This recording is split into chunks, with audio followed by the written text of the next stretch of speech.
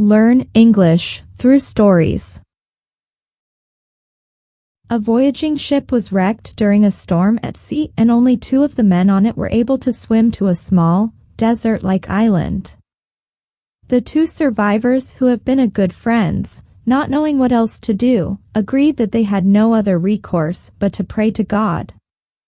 However, to find out whose prayer would be more powerful, they agreed to divide the territory between them and stay on opposite sides of the island.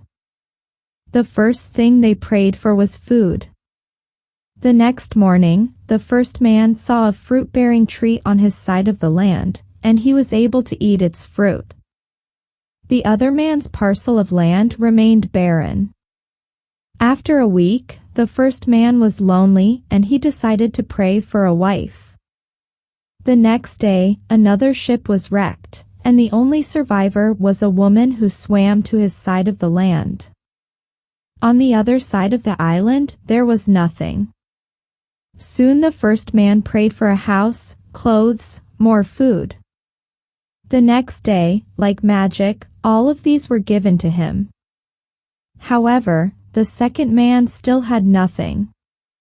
Finally, the first man prayed for a ship, so that he and his wife could leave the island.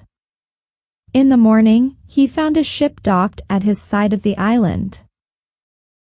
The first man boarded the ship with his wife and decided to leave the second man on the island. He considered the other man unworthy to receive God's blessings, since none of his prayers had been answered. As the ship was about to leave, the first man heard a voice from heaven booming, "Why are you leaving your companion on the island?" "My blessings are mine alone, since I was the one who prayed for them," the first man answered. His prayers were all unanswered, and so he does not deserve anything. "You are mistaken," the voice rebuked him. "He had only one prayer, which I answered. If not for that, you would not have received any of my blessings." "Tell me," the first man asked the voice, "what did he pray for that I should owe him anything?" "He prayed that all your prayers be answered."